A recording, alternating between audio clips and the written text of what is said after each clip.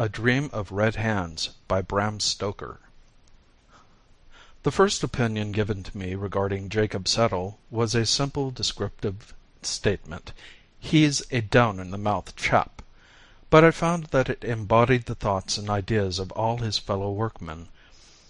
There was in the phrase a certain easy tolerance, an absence of positive feeling of any kind, rather than any complete opinion, which marked pretty accurately the man's place in public esteem. Still, there was some dissimilarity between this and his appearance which unconsciously set me thinking, and by degrees, as I saw more of the place and the workmen, I came to have a special interest in him. He was, I found, forever doing kindnesses, not involving money expenses beyond his humble means, but in the manifold ways of forethought and forbearance and self-repression which are the truer charities of life.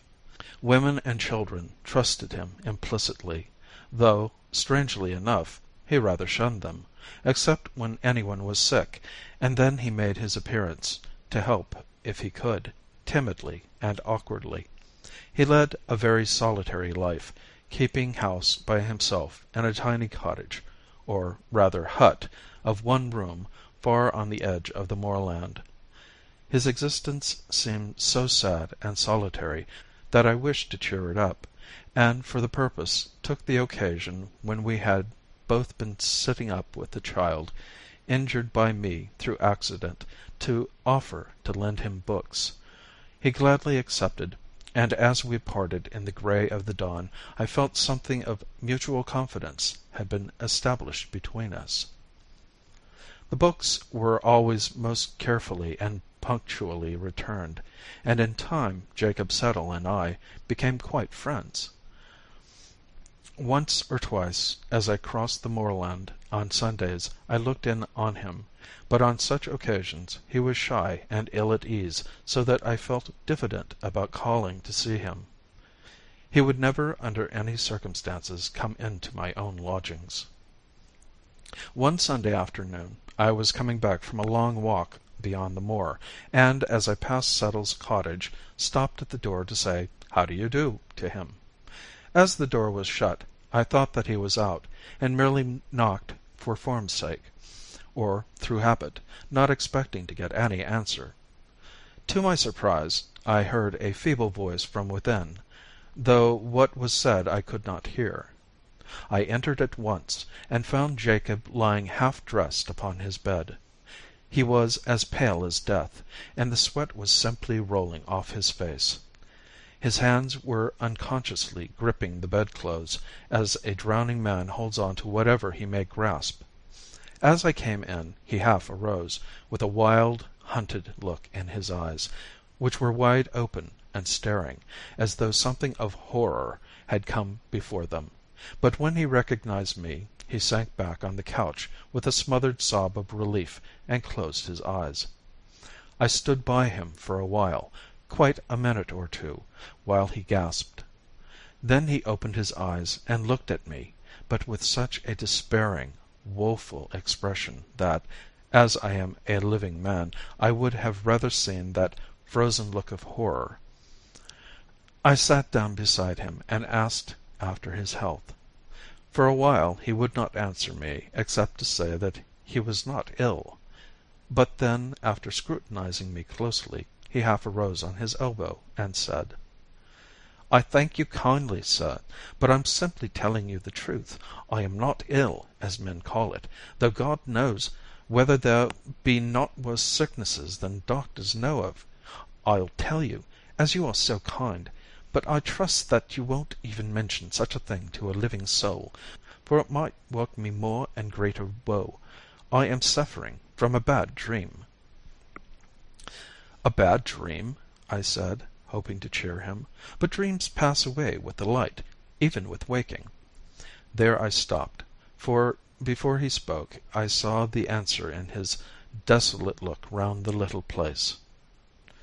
"No, no, that's all well for people that live in comfort, and with those they love around them. It is 1,000 times worse for those who live alone and have to do so. What cheer is there for me, waking here in the silence of the night, with the wide moor around me full of voices and full of faces, that make my waking a worse dream than my sleep?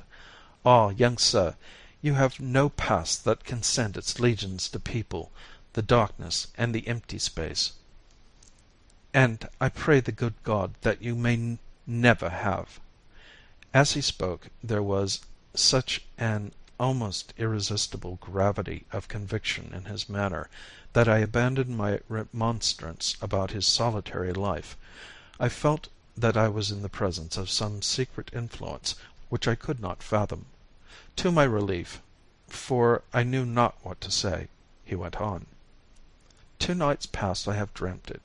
It was hard enough the first night, but I came through it. Last night the expectation was in itself almost worse than the dream, until the dream came, and then it swept away every remembrance of lesser pain.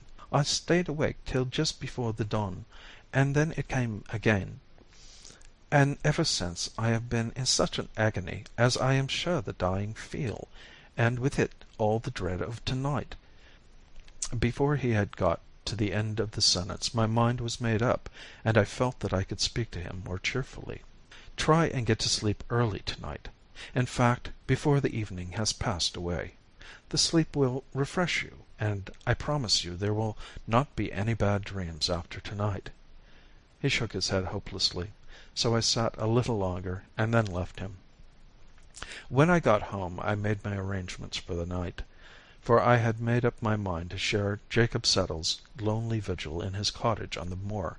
I judged that if he got to sleep before sunset he would wake well before midnight, and so, just as the bells of the city were striking 11, I stood opposite his door armed with a bag, in which were my supper, an extra-large flask, a couple of candles, and a book. The moonlight was bright and flooded the whole moor, till it was almost as light as day, but ever and anon black clouds drove across the sky, and made a darkness which by comparison seemed almost tangible. I opened the door softly, and entered without waking Jacob, who lay asleep with his white face upward. He was still, and again bathed in sweat. I tried to imagine what visions were passing before those closed eyes, which could bring with them the misery and woe which were stamped on the face, but fancy failed me, and I waited for the awakening. It came suddenly, and in a fashion which touched me to the quick, for the hollow groan that broke from the man's white lips as he half arose and sank back was manifestly the realization or completion of some train of thought which had gone before. "If this be dreaming," I said to myself, "then it must be based on some very terrible reality. What can have been that unhappy fact that he spoke of?" While thus I spoke, he realized that I was with him. It struck me as strange that he had no period of that doubt as to whether dream or reality surrounded him which commonly marks an expected environment of waking men. With a positive cry of joy, he seized my hand and held it in his 2 wet, trembling hands, as a frightened child clings on to someone whom it loves. I tried to soothe him. "There, there, it is all right. I have come to stay with you to-night, and together we will try to fight this evil dream." He let go my hand suddenly, and sank back on his bed and covered his eyes with his hands. "Fight it? Fight it? The evil dream? Oh, no, sir, no. No mortal power can fight that dream, for it comes from God, and is burned in here." And he beat upon his forehead. Then he went on. "It is the same dream, ever the same, and yet it grows in its power to torture me every time it comes." "What is the dream?" I asked, thinking that the speaking of it might give him some relief.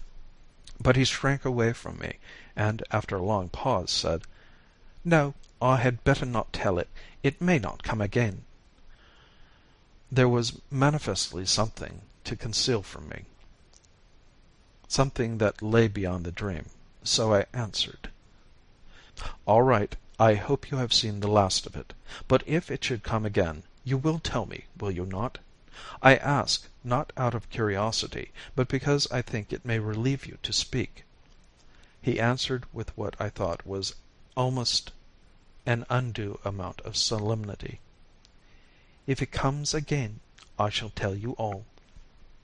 Then I tried to get his mind away from the subject to more mundane things, so I produced supper and made him share it with me, including the contents of the flask. After a little he braced up, and when I lit my cigar, having given him another, we smoked a full hour, and talked of many things. Little by little the comfort of his body stole over his mind, and I could see sleep laying her gentle hands on his eyelids. He felt it too, and told me that now he felt all right, and I might safely leave him. But I told him that, right or wrong, I was going to see in the daylight, so I lit my other candle and began to read as he fell asleep. By degrees I got interested in my book, so interested that presently I was startled by its dropping out of my hands. I looked, and saw that Jacob was still asleep, and I was rejoiced to see that there was on his face a look of unwonted happiness, while his lips seemed to move with unspoken words. Then I turned to my work again, and again woke, but this time to feel chilled to my very marrow by hearing the voice from the bed beside me. "Not with those red hands! Never, never!" On looking at him, I found that he was still asleep. He woke, however, in an instant, and did not seem surprised to see me. There was again that strange apathy as to his surroundings. Then I said, "Settle. Tell me your dream. You may speak freely, for I shall hold your confidence sacred. While we both live I shall never mention what you may choose to tell me."